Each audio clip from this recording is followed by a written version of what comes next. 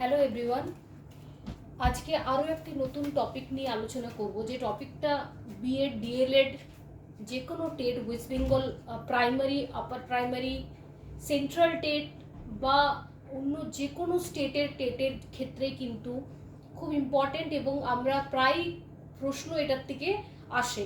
এই টপিকটি একটা vast syllabus, অনেক রকমের ইউনিট রয়েছে, অনেক কিছু জানার রয়েছে। তো আজকে আমরা বুদ্ধি কি, বুদ্ধির ডেফিনেশন বা বুদ্ধির মিনিং, কোন মনোবিদ বুদ্ধিকে কীভাবে আলোচনা করেছেন, বুদ্ধি বলতে কি বলতে চেয়েছেন এবং বুদ্ধির যে বৈশিষ্ট্য বা ক্যারেক্টারিস্টিক, সেই সমস্ত বিষয় নিয়ে আজকে আমরা আলোচনা করব।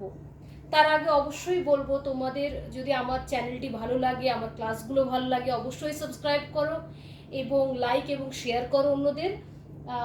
আজকে দেখো, এরপর বুদ্ধির ডেফিনেশন। বুদ্ধি বলতে আমরা কম বেশি সকলের মধ্যে আমাদের আছে, তো আমাদের বুদ্ধি কি সেই বিষয়টিকে বিভিন্নভাবে আলোচনা করব। দেখো, বুদ্ধির প্রথমেই বলে রাখি, বিভিন্ন মনোবিদ কিন্তু বুদ্ধিকে বিভিন্নভাবে কিন্তু সংজ্ঞা দিয়েছেন বা বিভিন্নভাবে ব্যাখ্যা দিয়েছেন। তো তার মধ্যে একটি সর্বজন গ্রাহ্য ডেফিনেশন দিয়ে আমি আমার ক্লাসটা প্রথমে শুরু করছি। তো সর্বজন গ্রাহ্য যে ডেফিনেশনটা, মোটামুটি সকলে এই ডেফিনেশনটার সাথে কিন্তু একমত। তো এই ডেফিনেশনটা দেখে নাও সকলে তোমরা।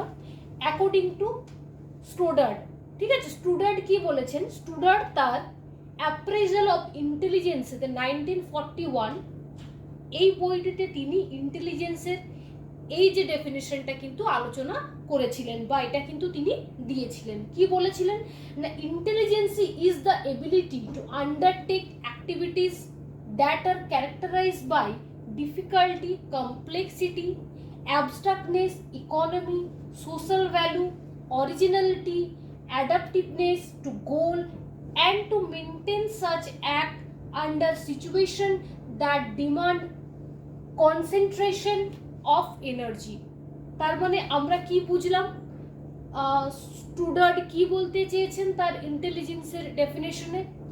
না, তিনি বলেছেন যে বুদ্ধি হলো সেই সব কাজ করার ক্ষমতা যা দুরূহতা, জটিলতা, বিমূর্ততা, সংক্ষিপ্ততম পন্থা, সামাজিক মূল্য, মৌলিকত্ব, লক্ষ্যের প্রতি অভিযোজনমুখিতা, এই সব বৈশিষ্ট্যগুলি এবং প্রক্ষোভজনিত বাধার বিরুদ্ধে এই শক্তিকে সংহত করে রাখার ক্ষমতা। তাহলে তোমাদের অবশ্যই এই স্টুডার্টের ডেফিনেশনটা তোমরা মনে রেখো। এরপর আরও আমরা বিভিন্ন মনোবিদ কীভাবে বুদ্ধিকে আলোচনা করেছেন বা বুদ্ধির ডেফিনেশন দিয়েছেন, সেগুলো আমরা একটু আলোচনা করবো। আর কোন কোন ভিত্তিতে বুদ্ধিকে বিভাজন করা যায় সেটাও আমরা আজকে আলোচনা করব। আর অবশ্যই আরেকবার বলবো যে বুদ্ধির যে টপিকটা তোমাদের সকলের জন্য কিন্তু খুব ইম্পর্টেন্ট, যারা বিএড করছো, ডিএলএড করছো বা কোনো টিচার এলিজিবিলিটি টেট বা টেট পরীক্ষার জন্য টেস্ট জন্য প্রিপারেশন নিচ্ছ, তারা কিন্তু বুদ্ধির যে ইউনিটটা আছে, বুদ্ধির যে টপিকটা আছে, তোমরা কিন্তু ভালো রকমভাবে এটা বোঝার চেষ্টা করবে। তোমাদের কিন্তু কাজে লাগবে এক্সামের ক্ষেত্রে বা যে কোনো কম্পিটিটিভ এক্সামের ক্ষেত্রে। ঠিক আছে, তাহলে বুদ্ধির ডেফিনেশনটা দেখে নিলাম। এরপর দেখবো কোন কোন মনোবিদ কীভাবে বুদ্ধিকে আলোচনা করেছে। ঠিক আছে,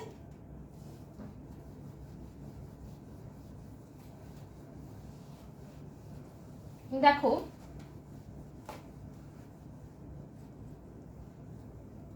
প্রথমে আমরা দেখে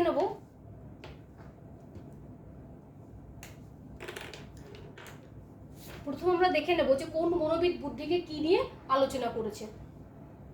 প্রথমে দেখো, স্টান্ট কি বলেছেন। স্টান্ট একজন মনোবিদের নাম।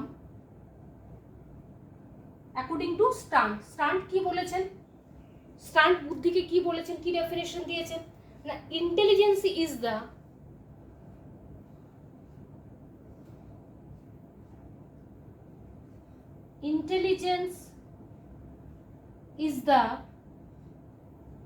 স্টান্ট কি বলেছেন? Intelligence is the ability to adjust ability to adjust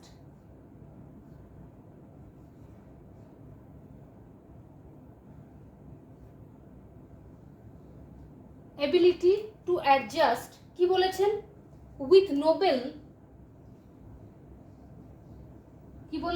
with noble situation with noble situation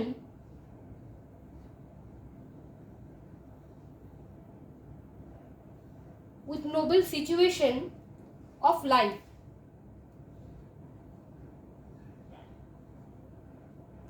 কি বলেছিলেন স্টান্ট, কি বলেছিলেন উনি ইন্টেলিজেন্সিকে? Intelligence is the ability to adjust with novel situation of life. ঠিক আছে, এরপর দেখো, এরপর আমরা কি আলোচনা করব? আবার বিভিন্ন মনোবিদ বিভিন্ন রকম ইন্টেলিজেন্সের সংজ্ঞা দিয়েছেন, তার মধ্যে আরো কয়েকটি সংজ্ঞা আমরা দেখে নেব, স্টান্ট ছাড়াও। ইন্টেলিজেন্সি is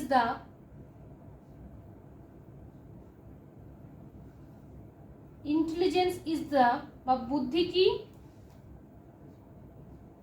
intelligence is the ability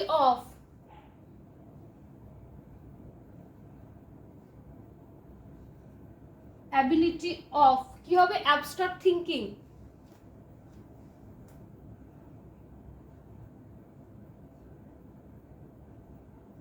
abstract thinking তার মানে কি না, বুদ্ধি আমরা কাকে বলবো না, বিমূর্ত চিন্তা করার যে ক্ষমতা তাকেই কিন্তু আমরা ইন্টেলিজেন্সি বা বুদ্ধি বলবো। এই একটা কোনো একজন মনোবিদের ডেফিনেশন এটা। এরপর দেখো বুদ্ধিকে আরো কোনো মনোবিদ কোন কিভাবে আলোচনা করেছেন। Intelligence is the ability two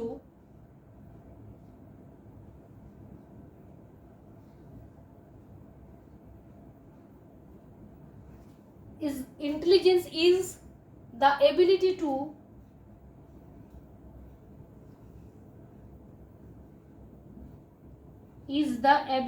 to কি হবে?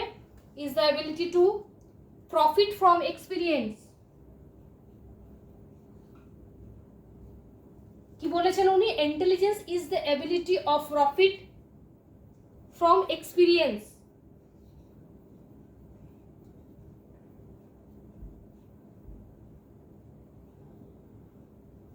from experiences, ঠিক আছে, অভিজ্ঞতা থেকে প্রফিট নেওয়া, from experiences। ক্লিয়ার?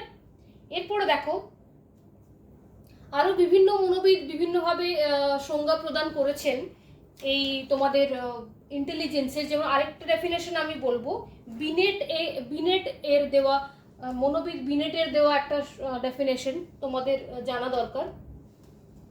তাহলে স্টান্টের হচ্ছে intelligence is the ability to adjust with novel situation of life. আর কি আরো দুজন মনোবিদের definition, intelligence is the ability of abstract thinking. আরেকজন মনোবিদের দেওয়া definition, intelligence is the ability of profit from experiences. ঠিক আছে, এরপর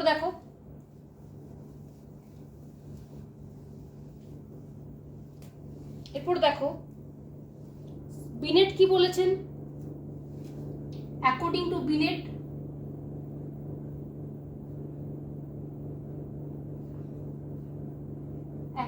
বিনেট কি বলেছেন? দেখো বিনেটের ডেফিনেশনটা আমরা দেখে নেব। ইন্টেলিজেন্স ইজ দ্য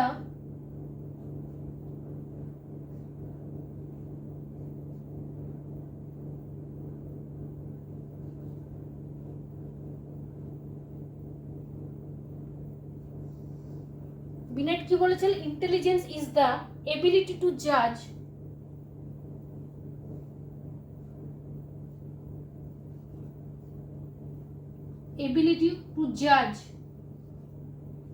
কি বলেছিলেন? Intelligence is the ability to জাজ ওয়েল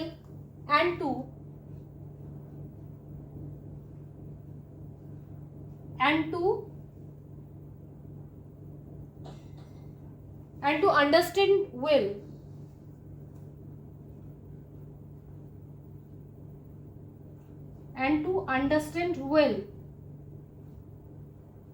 আর কি বলেছেন উনি?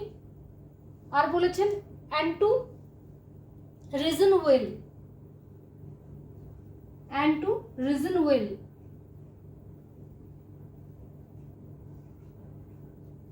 তো এটা হচ্ছে according to Binet, intelligence is the ability to জাজ well and to understand well and to reason well.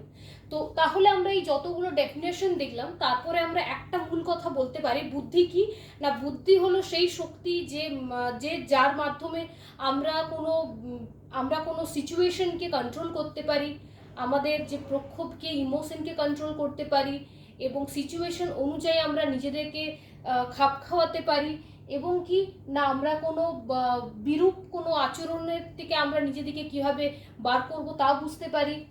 Understand well and to reason well, ability to জাজ well, ভালোভাবে আমরা পরোক্ষভাবে কি করতে পারি, কোনো কিছুতে জাজ করতে পারি, বিরূপ কোনো সিচুয়েশনের সাথে লড়াই করতে পারি, যে কোনো পরিস্থিতিতে নিজেকে অভিযোজন করতে পারি, খাপ খাওয়াতে পারি।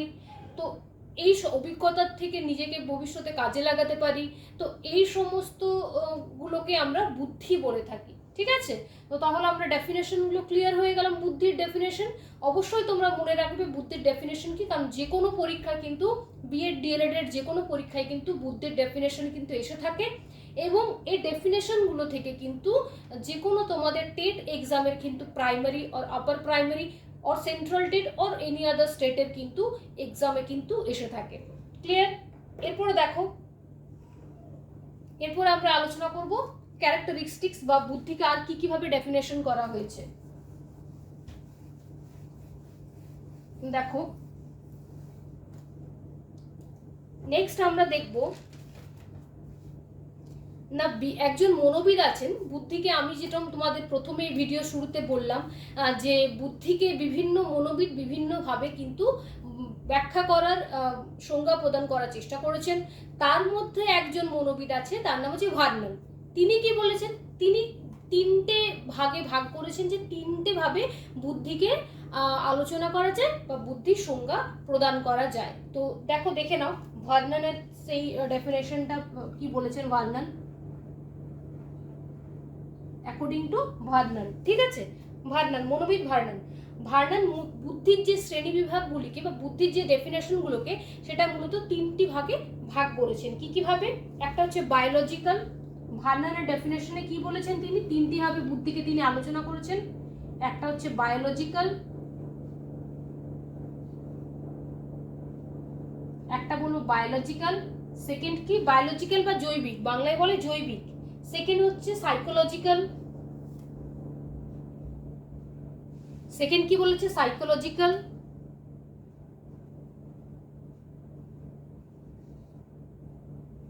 সাইকোলজিক্যাল বা মানসিক, বায়োলজিক্যাল, সাইকোলজিক্যাল, এন্ড থার্ড কি, থার্ড হচ্ছে অপারেশনাল, অপারেশনাল।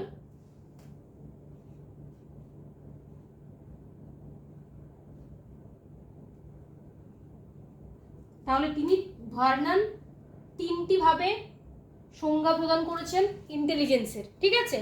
কি কি বলেছেন, বায়োলজিক্যাল বা জৈবিক, সাইকোলজিক্যাল বা মানসিক, অপারেশনাল বা কার্যকরী, ঠিক আছে। এই তিন ভাবে তিনি কিন্তু সংজ্ঞা প্রদান করেছেন ইন্টেলিজেন্সের।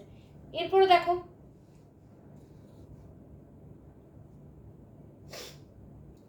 এই ধরনের এই বায়োলজিক্যালের সঙ্গে বায়োলজিক্যালের তিনি কি সংজ্ঞা প্রদান করেছেন না, বায়োলজিক্যালের সময় তিনি কি বলেছেন দেখে নাও একটু।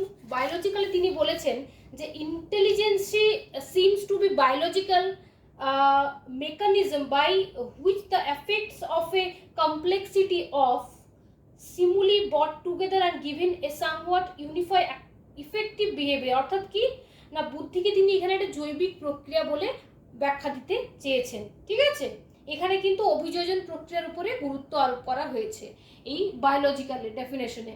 এবং সাইকোলজিক্যালি কি বলা হয়েছে না, সাইকোলজিক্যালেও কিন্তু বুদ্ধির অপর রকম একটি সংজ্ঞা দেওয়া হয়েছে, যেখানে কিন্তু বলা হয়েছে intelligence is an innate cognitive ability, ঠিক আছে। এইভাবে কিন্তু সহজে তো জ্ঞানমূলক ক্ষমতা বলা হয়েছে, এখানে বুদ্ধিকে কি বলা হয়েছে, intelligence is than innate cognitive ability. এবং থার্ড অপারেশনালি কিভাবে সংজ্ঞা প্রদান করেছে, অপারেশনালি বলা হয়েছে যে intelligence does not exist in the mental mechanism, it is only an effect a functional resultant under certain defined condition a behaviour value, ঠিক আছে। তো এইভাবে কিন্তু তিনি তিনটে ভাবে সংজ্ঞা প্রদান করেছেন। এরপরে দেখো, এরপরে আমরা আরো একজন মনোবিদের ডেফিনেশনটা জানবো, তিনি কিভাবে আলোচনা করেছেন, একটু দেখে নাও।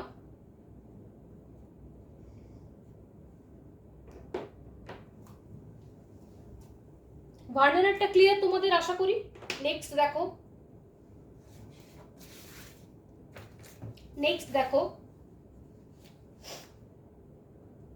নেক্সট হচ্ছে তোমাদের যিনি ডেফিনেশনের বিভাজন করেছেন সেটা হচ্ছে,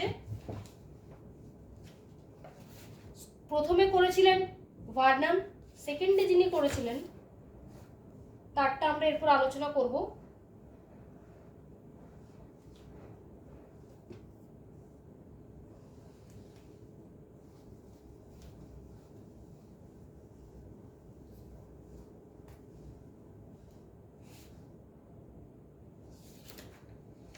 দেখো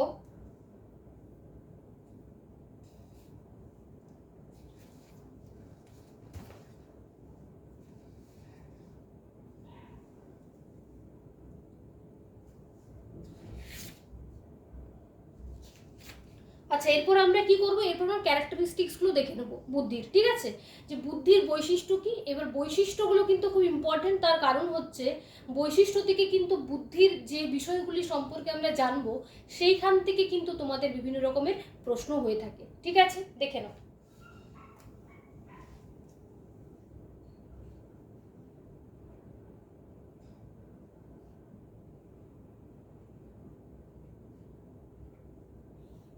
ক্যারেক্টারিস্টিক্স, ঠিক আছে, এরপর দেখো বুদ্ধির কি বৈশিষ্ট্যগুলো আমরা জানব। প্রথমে দেখো কি বলেছে,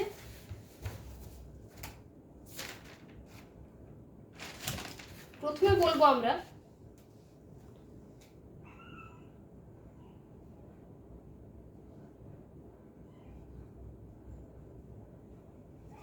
ইন্টেলিজেন্স ইজ দ্য, কি জানবো, intelligence is the capacity of A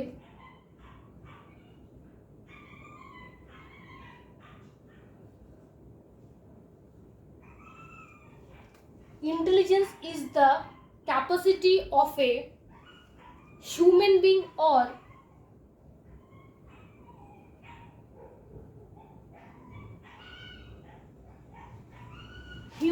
human being or the power of the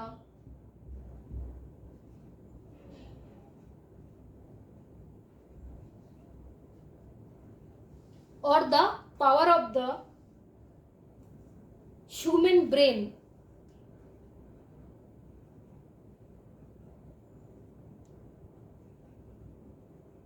ঠিক আছে, intelligence is the capacity of a human being or the power of the human brain. Second দেখো, second আমরা ইন্টেলিজেন্সকে কি বলবো, intelligence আমি যেটা বললাম যে বিমূর্ত চিন্তা ভাবনা করাকেও কিন্তু ইন্টেলিজেন্স বলা হয়ে থাকে। কি না, ইন্টেলিজেন্স ইজ দ্য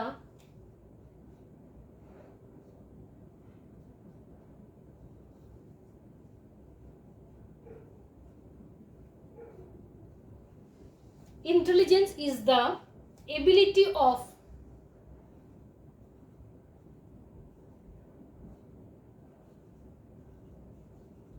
বিমূর্ত চিন্তা, অ্যাবস্ট্রাক্ট থিঙ্কিং, ঠিক আছে, অ্যাবস্ট্রাক্ট থিঙ্কিং,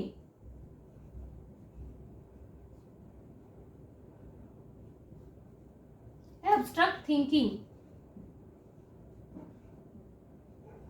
কি বলা হয়েছে, intelligence is the ability of abstract thinking, ঠিক আছে, অ্যাবস্ট্রাক্ট থিঙ্কিং অ্যান্ড প্রবলেম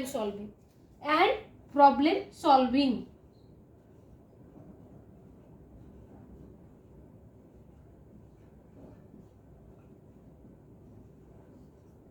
তাহলে আমরা সেকেন্ড ক্যারেক্টারিস্টিক্স জানতে পারলাম ইন্টেলিজেন্সের। কি না, intelligence is the capacity of a human being or the power of the human brain. Second কি, intelligence is the ability of abstract thinking and problem solving. তার মানে কি না, বুদ্ধি হলো বিমূর্ত চিন্তা ভাবনা করার ক্ষমতা এবং সমস্যার সমাধান করার ক্ষমতাকে আমরা বুদ্ধি বলা হচ্ছে, ঠিক আছে। নেক্সট দেখো, এরপর হচ্ছে, এবার প্রশ্ন আসে যে বুদ্ধির কখন বিকশিত হয়। বুদ্ধি কোন এজে ক্ষেত্রে র্যাপিড দেখা যায় এবং কোন এজের ক্ষেত্রে স্লো দেখা যায়, দেখে নাও।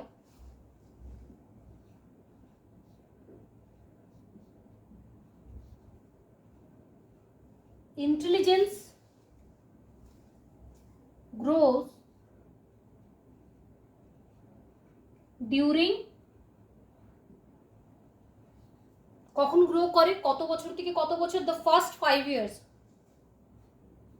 অর্থাৎ জন্ম থেকে প্রথম যে 5 বছর, first 5 years, first 5 years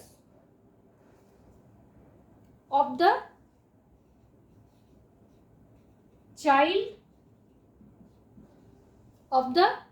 child live rapidly,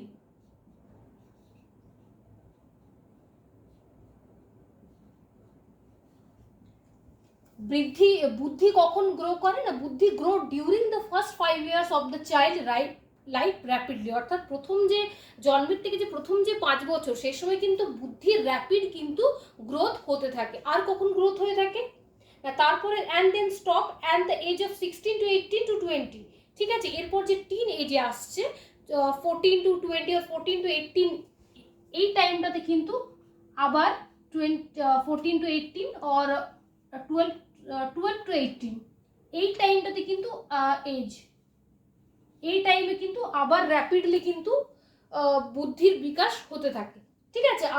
after 18 পরে কিন্তু বুদ্ধি আস্তে আস্তে তার যে বিকশিত হওয়ার যে ক্ষমতাটা সেটা কিন্তু আস্তে আস্তে স্লথ হতে থাকে, ঠিক আছে। তো মোটামুটি ধরে নাও 18 পর্যন্ত কিন্তু বুদ্ধির 18 to 20 পর্যন্ত এজ পর্যন্ত কিন্তু একজনের বুদ্ধির গ্রোথ হতে থাকে, ঠিক আছে। তারপরে কিন্তু একটা টাইম পরে কিন্তু সেটা আস্তে আস্তে কমতে এক টাইম পরে কিন্তু সেটার বিকাশ লাভ করে না, ঠিক আছে।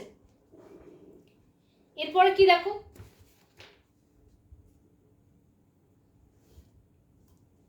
তবে এটা কি করে, এটা কিন্তু ম্যান টু ম্যান ভ্যারি করে যে কার বিকাশ কত জলদি হবে বা কত এজ পর্যন্ত হবে, এটা কিন্তু অনেকটা ম্যান টু ম্যান ভ্যারি করে, ঠিক আছে।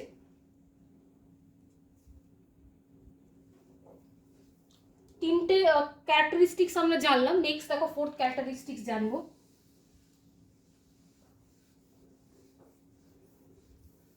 তাহলে আমরা জানলাম শৈশবে আর টিন এজে বা অ্যাডোলেসেন্স পিরিয়ডে কিন্তু বুদ্ধির বিকাশ বেশি হয়, ঠিক আছে। 4 নম্বরে দেখো, intelligence is the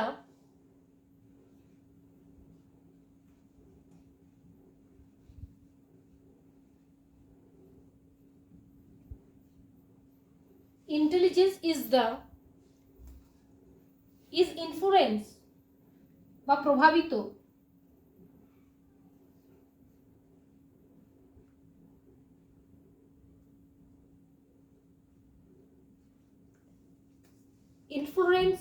by genetic and environment,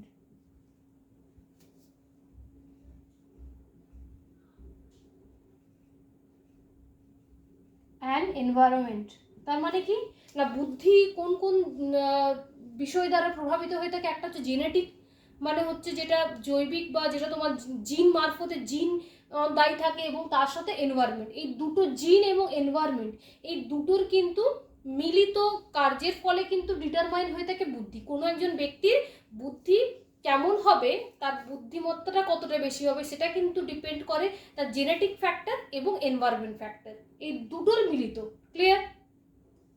এরপরে দেখো,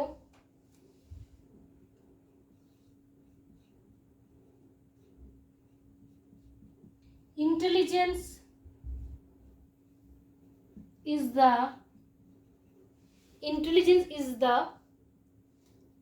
an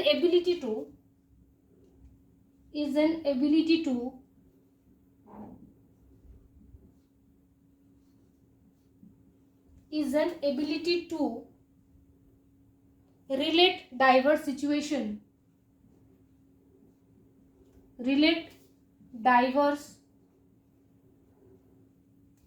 situation,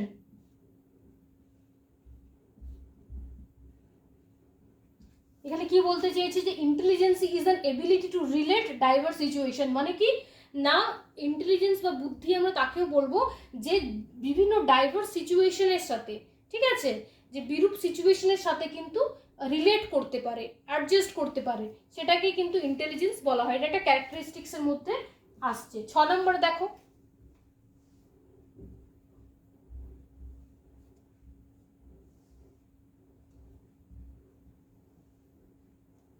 there is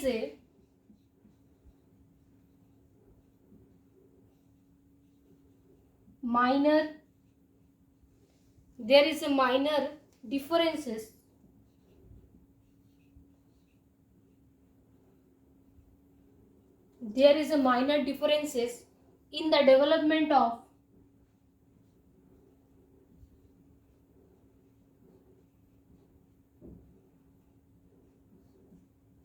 development of intelligence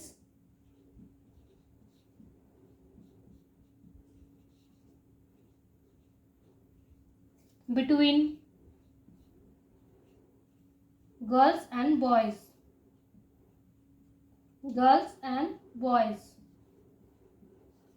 তো এখানে আরেকটা প্রশ্ন আছে যে ছেলেদের বেশি বুদ্ধি হবে কি মেয়েদের, বা কোন সিচুয়েশনে ছেলেদের বুদ্ধি বেশি মেয়েদের বুদ্ধি কম, বা মেয়েদের বুদ্ধি বেশি ছেলেদের কম, এরকমের কিন্তু ব্যাপার না, বা ছেলে মেয়ের বুদ্ধির যে ভেরিয়েশন সেটা কিন্তু মূলত হয় না। There is a minor differences in the development of intelligence between girls and boys, ঠিক আছে, মেয়ে এবং ছেলেদের মধ্যে কিন্তু বা নারী এবং পুরুষের মধ্যে কিন্তু বুদ্ধির খুব বেশি একটা হেরফের হয় না, ঠিক আছে। এখানে কি হয় না কোনো কোনো ক্ষেত্রে কোনো বিষয়ে হয়তো একটু পার্থক্য থেকে যায়, কিন্তু মোটামুটি কিন্তু আমাদের মনোবিদরা বিভিন্ন রকম গবেষণা করে দেখেছেন এক্ষেত্রে কিন্তু খুব বেশি কিন্তু পার্থক্য কিছু রকম হয় না ছেলে মেয়ের বুদ্ধির মধ্যে, ঠিক আছে। এরপর যেটা আরেকটা দেখো আছে টপিক, সেটা হচ্ছে তোমাদের কি the development period of intelligence is from birth two adolescence. আমি যেটা বললাম যে 1 থেকে 5 বছর পর্যন্ত তোমাদের বেশি বুদ্ধি দেখা যায়, আবার কিন্তু 12 থেকে 18 এরকম অ্যাডোলেসেন্স পিরিয়ডটা, তো আমরা এখানে বলতে পারি বার্থ টু অ্যাডোলেসেন্স পিরিয়ডের মধ্যেই কিন্তু বুদ্ধির বেড়ে ওঠার পিরিয়ড, বুদ্ধির গ্রোথ হওয়ার পিরিয়ড। ক্লিয়ার? ইন্টেলিজেন্স কি হয় এনভায়রনমেন্ট এবং জেনেটিক ফ্যাক্টরের দ্বারা ইনফ্লুয়েন্স হয়ে থাকে। এটা কি ability to relate diverse situation. তাহলে আমরা বুদ্ধির যে সমস্ত ক্যারেক্টারিস্টিক্সগুলো আশা করি বোঝাতে পেরেছি তোমাদের। তো আজকে তাহলে আমরা কি আলোচনা করলাম, বুদ্ধির ডেফিনেশন আলোচনা করলাম এবং বুদ্ধির ক্যারেক্টারিস্টিক্সগুলো আলোচনা করলাম, ঠিক আছে। আশা করি তোমাদের আমার এই ক্লাসটি ভালো লেগেছে, এবং যদি ভালো লেগে থাকে অবশ্যই সাবস্ক্রাইব করো এবং লাইক এবং শেয়ার করো। আর আমার এই ক্লাসটি সম্পর্কে যদি তোমাদের কোনো রকম যদি উপদেশ থাকে, অ্যাডভাইস থাকে কোন রকম, বা কোনো রকম তোমাদের প্রশ্ন করার থাকে, কোনো কিছু কোয়েরি থাকে, তোমরা অবশ্যই আমাকে কমেন্ট করো, মেল করতে পারো। আমি অবশ্যই তোমাদের মেল এবং মেসেজে রিপ্লাই করব। আর বলবো অবশ্যই ভালো থেকো এবং বাড়িতে থেকো, কোভিড প্রোটোকল সবাই মেনে চলো, মাস্ক ইউজ করো, স্যানিটাইজ ইউজ করো এবং ভালো থেকো। আজকের মতো এখানেই, পরবর্তী ক্লাসে আমি আরও কোনো একটি টপিক নিয়ে আলোচনা করব। ভালো থেকো।